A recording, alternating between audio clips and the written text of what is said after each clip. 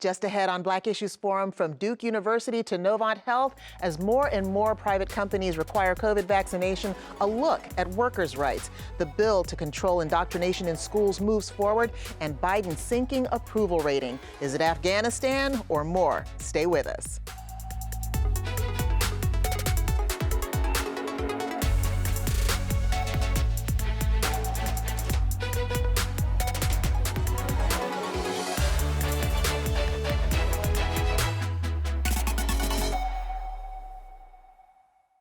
Welcome to Black Issues Forum. I'm Deborah Holt-Noel. This week, Duke University announced employees must show proof of COVID vaccination or they will be terminated and not be employable by Duke University again. More and more, we're seeing private entities make COVID vaccination a condition for employment and also participation. In Louisiana, students at the HB324 Xavier University will be unenrolled if they have not gotten the COVID vaccine, part of the school's updated health policy. And many suspect former NFL player Cam Newton was cut from the Patriots due to his vaccination status. How far can this go without imposing on individuals' rights to control their own health care?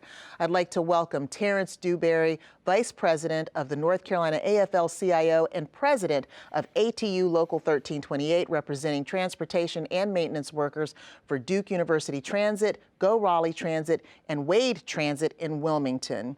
Thank you so much for being here, Terrence. Regarding the pandemic, what is the priority of your organizations in representing the interests of workers, and how would you describe the racial demographics of the working population that you represent? Well, as a voice for labor, it's our primary job to ensure safe working conditions. That is, and having a voice at the table in order to ensure that the concerns of the workforce are heard.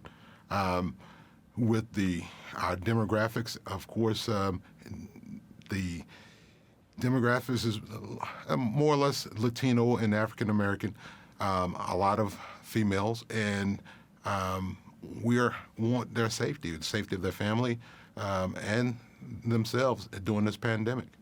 So you're working to make sure that they are protected and safe. The issue of protection with regard to COVID is very personal to you, however. Can you share a little bit of what you experienced in the early stages of the pandemic and how your efforts helped to protect frontline workers? Well, around about March of 2020, during the pandemic, we had requested certain PPEs, wearing facial masks, rear door boarding the buses, social distancing, a lot of things that would protect the worker and also protect the passengers on the bus. And so at first they were resistant, but one day, just so happened I was driving the bus and a lady got on my bus and stated that to another passenger, please don't sit beside me, I'm under quarantine.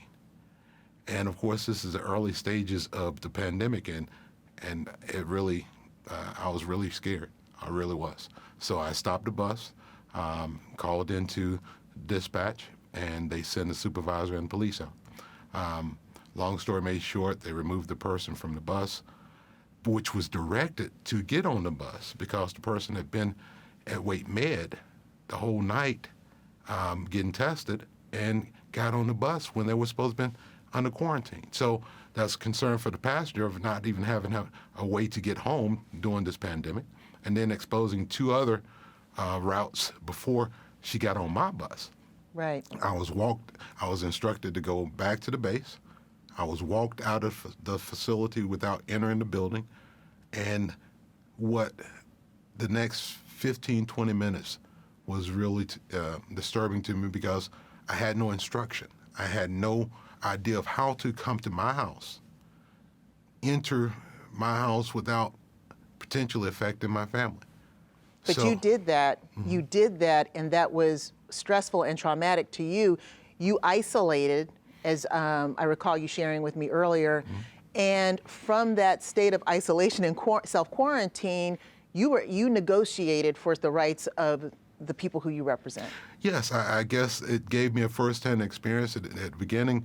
It happened on a Thursday, and long story made short, by that Sunday, we was allowed to wear masks, we were allowed rear door boarding, and free fares for the public.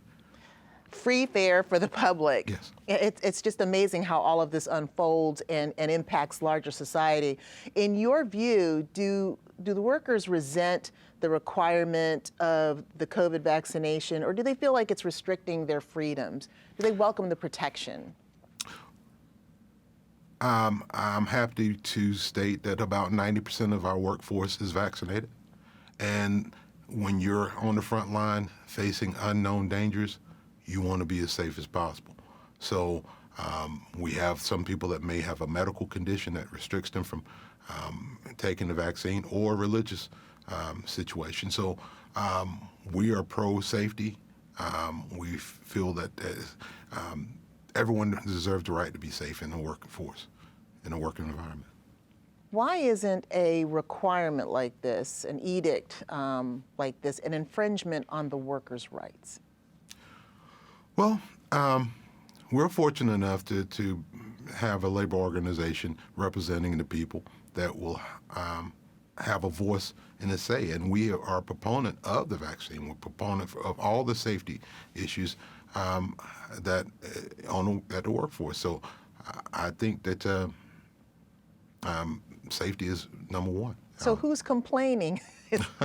Well, it's ironically it's the same folks that may choose the other direction as far as the anti-abortion industry, and they're saying that they just this morning I was understanding that Texas has the most restrictive abortion law that was just passed by upheld by the Supreme Court.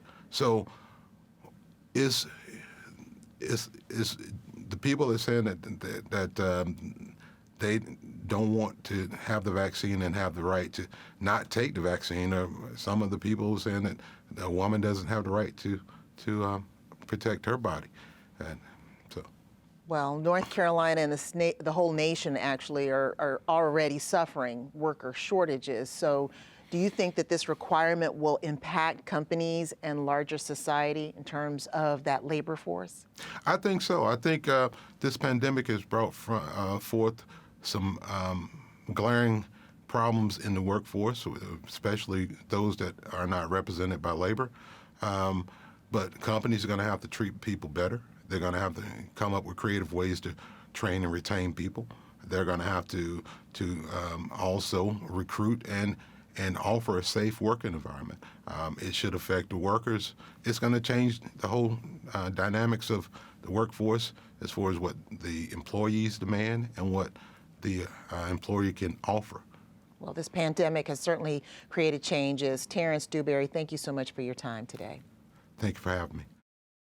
Efforts to pass a law that would control how race is taught in schools is off to Governor Cooper's office for signature. Although he is expected to veto the legislation, the bill has certainly been a source of contention among lawmakers, and also Lieutenant Governor Mark Robinson, who assembled a task force that released a report compiled from hundreds of complaints about the handling of race, gender, and identity in schools. Let's get our panel's views on this. I want to welcome Brett Chambers, communications instructor at North Carolina Central University, Lamisha Whittington of Advanced Carolina, and Dr. Sean Colbert-Lewis, Associate Professor of History and Social Studies Education and Director of the History Department Teacher Education Program at NCCU. Now, some have said that this effort, which is similar to several across the country, is about the great fear about the teaching of critical race theory in schools. Some have dismissed the Lieutenant Governor's report, which is called the Facts Report, as a compilation of complaints. However, the complaints highlighted are telling.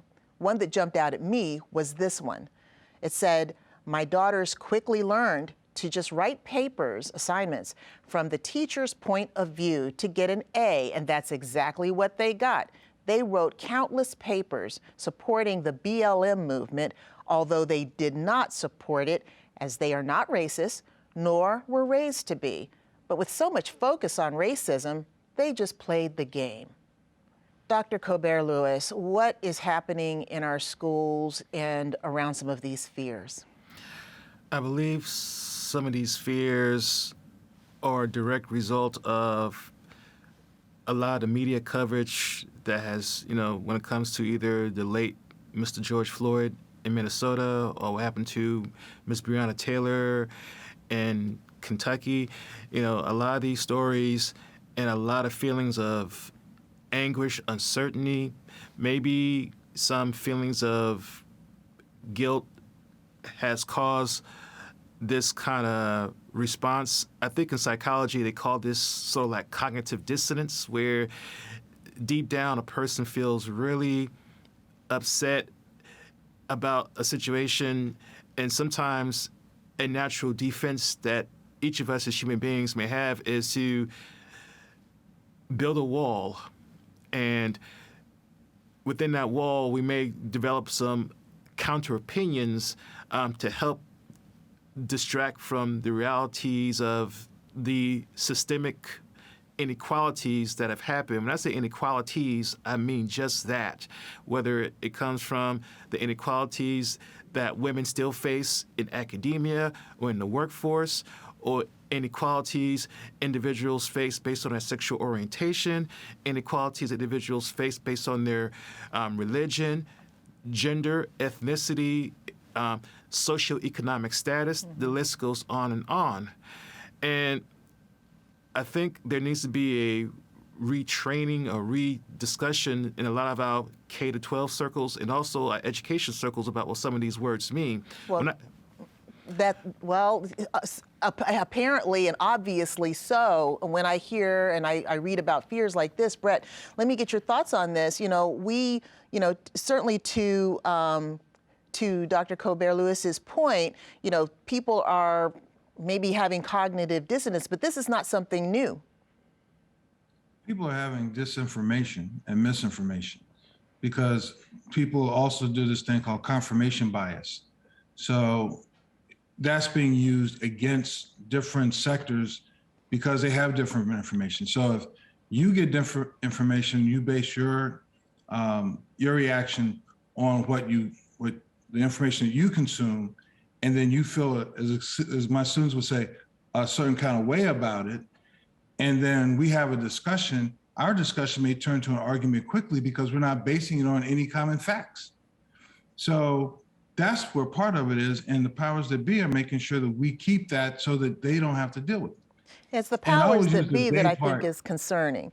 It's the powers that be that I think are concerning, even though this bill may die on the governor's desk, it's reflective of something that's happening, I think, in larger society. LA, let me get your thoughts on that. Sure. I completely agree with that. When we combine what Dr. Lewis and Brett have said around cognitive dissonance and these elements, we also see where some of our political governing bodies are manipulating those fears and charging it in a way that can set up for midterm elections and their party winning. So far, 25 states have considered legislation or other steps to limit how race and racism can be taught. We hear critical race theory as a notion, as this curriculum that was grounded in the 70s and 80s. That curriculum is taught at grad school or law school. It's not taught in K through 12. So when we hear it, it's become a buzzword. We saw that in the previous administration where, to Brett's point, disinformation, as soon as a topic becomes hot and is shrouded in this political partisanship of just like extreme partisanship, extreme hate, we don't need to know what it means anymore as a nation. Instead, it's just thrown out as a buzzword that doesn't actually apply. Critical race theory is not taught in K through 12. It doesn't apply here. What applies is you have these states, these legislatures, including our own, that have introduced bills that are distracting and deflecting from the real issues. And the real issues is the economic deficit that has been exacerbated in pandemic. And when we see this report, this facts report by our lieutenant governor here in North Carolina, it was elevated an overwhelming response of indoctrination. Well, that overwhelming response was 500 students and teachers. Okay, we have 1.5 million students across nearly 3,000 schools in North Carolina. To inflate 500 statistically out of 1.5 million students who have families that represent the broad swath, right, of a purple state. That's what we are in North Carolina. It may be changing, but we're a purple state. It's gaslighting, but it's also fear mongering so that we don't have to know the facts. Our community members who are going to these school board meetings don't come with facts. They come with buzzwords disinformation, fear that's going to amplify a party's position to get success in their seats next year. That's all it is. Now, you mentioned buzzwords, and I want to get your thoughts on this, Sean, because I think that in the wake of, like you said, George Floyd and people wanting to be socially conscious, including teachers, there may be some learning, some teaching to be done, some training to be done on the part of teachers who are in the classrooms, and these classrooms are primarily manned by white female teachers, and they're trying to, I guess, I don't want to use the word, but I will, be woke, but they're using strategies out there, and this is not exclusive to white female teachers, but using strategies out there that are counterproductive to the well-being and the intelligence and education of kids. Talk about some of the training that's really necessary. What's happening with preparing these teachers to teach very difficult content in terms of our history? Thank you for that question. As a multicultural educator and diversity trainer, and I believe my esteemed panelists have also done this training as well for others as well, you have to make clear from the get-go when you teach controversial subjects, it must be made clear on the part of the teacher that when you hear some of the more disturbing aspects of some kind of history, whether it's American history, world history, women's history, or the history of a particular area, is not to make any student feel quote-unquote guilty. Now, there is some truth that teachers want students to have a sense of empathy when it comes to different areas of oppression that we will teach in the classroom. For instance, the Holocaust. There's no question the Holocaust happened. And when we teach about the Holocaust, one would hope that students would get a sense that anti-Semitism is a moral wrong, and when it goes unchecked throughout society, or when a government endorses such behavior, it can lead to the kind of horrific sights that we teach about in the Holocaust. But the key is you can teach to bring empathy, but you never teach to bring about any sense of guilt. For instance, I've read some of the governor's report, and there's a concern that I heard him say that I think does have some validity. If there's any truth to what that Coca-Cola company did for a workshop in telling people be less white, or, to me that's a problem. No person should ever feel less of who they are, regardless of their ethnic background. I believe teachers have the moral responsibility to encourage students to be proud of who they are. And I think that that's important too. It just seems as though right now, and I'll get your thoughts on this, Brett, that, we're talking about people not feeling shame in the classroom. And I agree. No one should be made to feel rather guilt. But for so long, where was the concern also about the shame, the possible shame that students of color feel in the teaching of, some of this history and so forth? LA said it so eloquently. This is a strategy. This really is not so much about critical race theory, which most of them don't even understand. Most of the people are fighting against it. Most of them do not understand what it is. A lot of people in the classrooms don't understand what it is. This is not something that's being forced on K-12 teachers. Most of the students in college don't take it unless they choose to take it. We had part of this discussion when we were talking about Nicole Hannah-Jones. It was not about her. It's about a movement. It's about a strategy. It's about the shiny object in the room to distract folks, to get them riled up in the fear-mongering. And that's what this is all about. If this was really a conversation about critical race theory, this would have a whole different, it would be a whole different conversation. So, I get kind of frustrated because in my classroom, we have discussions and our discussions get really passionate, and most of my class are African-American students. So sometimes they disagree with each other about whatever we're talking about. And it's encouraged, but we as I always tell them, within these 4 gray cinder block walls, which is my classroom, you're allowed to say and support whatever you want respectfully. Absolutely. And that is the respectfully. purpose of education and an open forum. Right. So the conversation continues. That's it. This week, President Biden concluded the U.S. departure from Afghanistan with an address to the nation. Last night in Kabul, the United States ended 20 years of war in Afghanistan. Remember why we went to Afghanistan in the first place? Because we were attacked by Osama bin Laden and al-Qaeda on September 11th, 2001. And they were based in Afghanistan. We delivered justice to bin Laden on May 2nd, 2011, over a decade ago. Al-Qaeda was decimated. This announcement, however, continues to compete with the heart-wrenching images of planes departing Afghanistan, reports of violence and return to Taliban rule, and the memory of the 13 young American servicemen and women who lost their lives during the evacuation mission.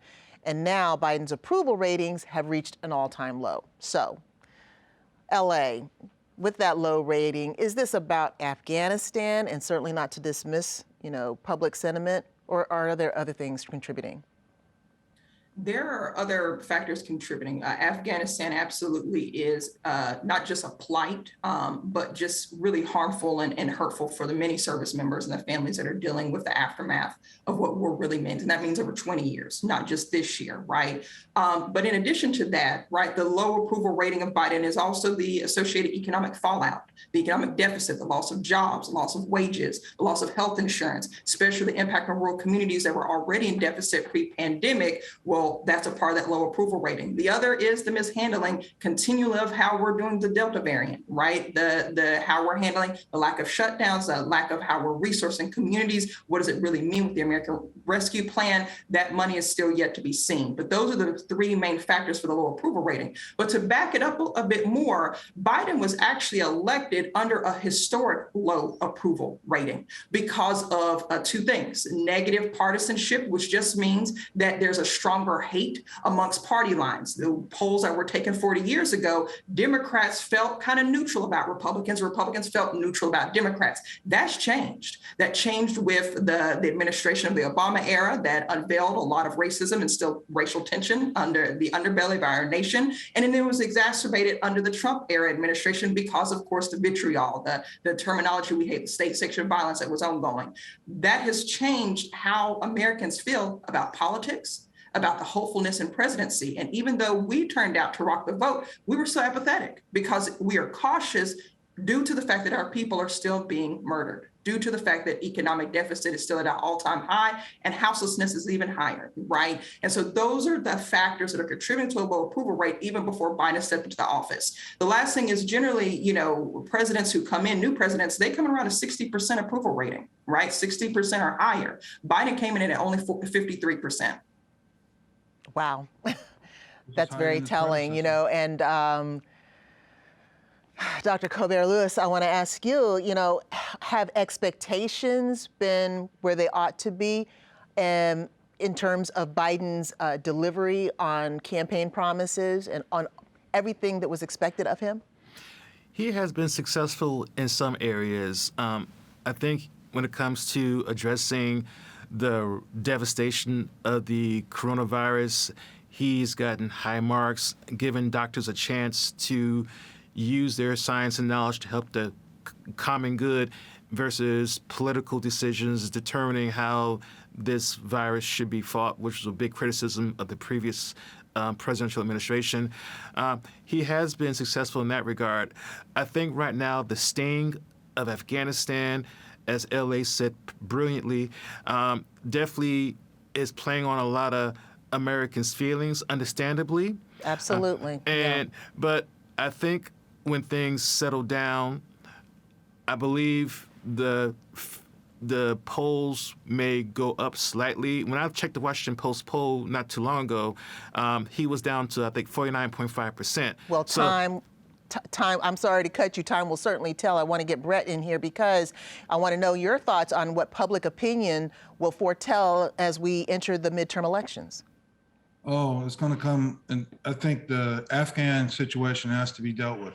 no matter when they left Afghanistan, it was going to be messy. It's a war. And it's a war that not many countries have come out of Afghanistan in a clean manner. There is some question about the intelligence that they based their plan on.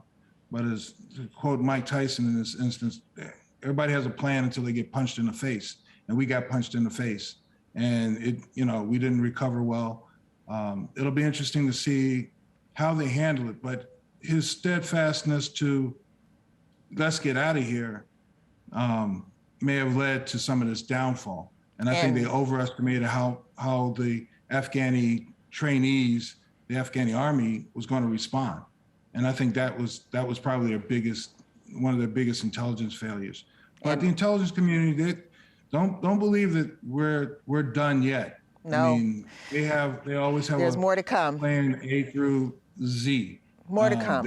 They're really smart people up there. So I'm sure that things are going on that we won't know about, which is probably good, because one of the problems we're seeing is this misinformation and disinformation. I'm going to have to wrap you up there, Brett. Thank you so much, Brett good. Chambers, Lamisha Whittington, and Dr. Sean Colbert-Lewis. Appreciate your time and your insights on all these topics. I want to thank today's guests, and we invite you to engage with us on Twitter or Instagram using the hashtag Black Issues Forum. You can also find our full episodes on pbsnc.org/Black Issues Forum, or listen at any time on Apple iTunes, Spotify, or Google Podcasts. For Black Issues Forum, I'm Deborah Holt-Noel. Thanks for watching. Quality public television is made possible through the financial contributions of viewers like you, who invite you to join them in supporting PBS NC.